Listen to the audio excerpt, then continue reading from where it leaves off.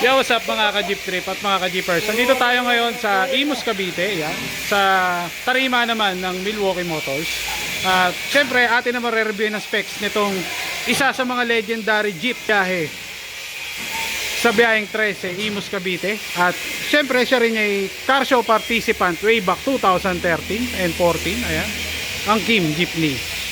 Tara, samahan nyo ako reviewin ng specs ni Kim. So ayan, self-review muna ang ating gagawin ngayong araw. Ayan. Ang Jeep na ito ay way back 2011 ginawa. Ayan. Gawang Milwaukee Motors. Ang makina nito is 4BD1. BD1 as in dog, turbo. Ayan. Naka-turbo siya. Ayan. Whoop, whoop. Ayan yung suso. Ayan. 4BD1 turbo. Napaka-solid na ito. Boss. Ito yung kanyang engine bay sa loob. Medyo nagbakbak na yung mga chrome dahil napakatagal na itong itinago sa baon. Nakita nyo. Ito yung kanyang air cleaner, oh. Dalawa. Mushroom filter.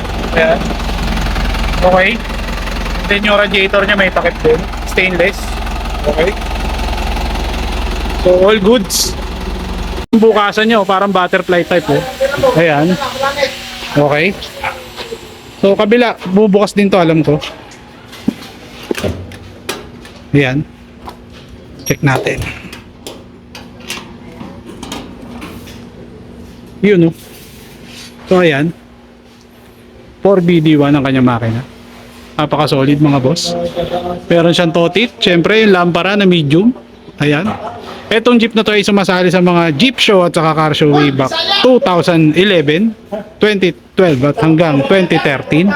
At matagal nang naitago. Ayan. So, self-review muna tayo ngayon. Check natin yung kanyang specs ng gulong. Ayan. MRF, siyempre. Naka-MRF siya na 700 by 15. Naka-hubcap na vintage, siyempre. Ayan. Ito yung kanyang Lambo doors. Ayan. Napaka-solid niya mga boss. May bababa lang. Yun, no? Yun. Ganda. Napaka-solid. Ayan. Lambo doors ang tawag dyan. Yan mo. Angat natin ulit. Yun, no? Tenen! Ang galing! Ano? Ayan. Whoop. Pusa siyang sumasara. Ayan. So pag binukas mo siya, yun, no? Pwede siya maging pabaliktad. Ayan. So, napakaangas. Ayan. So, ang nag-decals din nito ay si GRD Doric. Transformer naman ang nilagay niya rito. Ayan. Si Boss Ricky Obras ng GRD stickers. Ayan. So, dito naman tayo sa kabilang side niya. Ayan, mga boss. Ayan. So, ito yung kanyang running board na angat to. Ito is manual, ah. Alam ko manual to. Ayan. Manual to. And then, meron din siya hagdanan sa gilid. Ayan, mga boss. Naangat ang kanyang tambol, which is ang isa sa mga signature din ng Milwaukee. Ayan. Pati yung kanyang auto bumper sa likod. Ayan. Tingnan natin dito sa loob. Ayan. Naangat yan. Okay. Naman natin ay itong yun, oh. Ito ang kanyang special features. Salamin ang kanyang sahig. I hate monitors. Siyempre, ayan, oh. May mga monitor din siya. Okay. And then, ayan. Meron siya mga fire extinguisher sa kaalak dito. Ayan. So, tara. Dito tayo sa loob. Ayan. So, ito yung kanyang monitor. Ayan. Meron siyang monitor sa sahig. Ayan, oh. Kita yung ilalim, oh. Ayan. Ayan. Hanggang dito. Sa dulo. Ayan. So ito yung kanyang sound system. Lightning lamp na mono. And then BSA na amplifier. Ayan.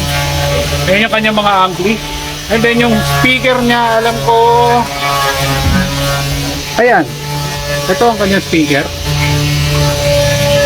Sa loob. Hindi ko lang alam kung anong brand to eh.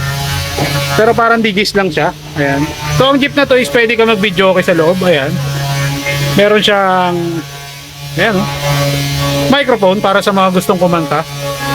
Saka ito, ayan, mga monitors. Ayan. Pang-boses niya is Lightning Lab, syempre.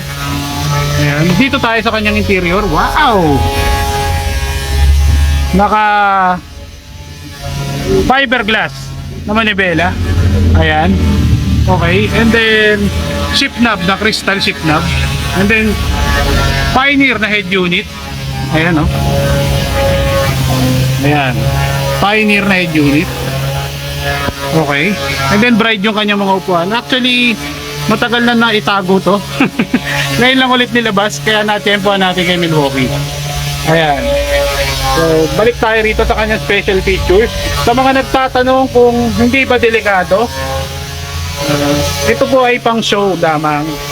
At alam ko ay bumabiyahe rin. So, base sa kanyang ruta, 13, Martires, Imus, nakakayanan naman niya. Ayan. Ano din yung mga pasahero. Ayan. So, napakaganda ng pagkakadali na ito. Ayan. Dito lang yan sa Milwaukee Motors. Okay. And then, meron din siyang bull wave dito. Ayan. Okay.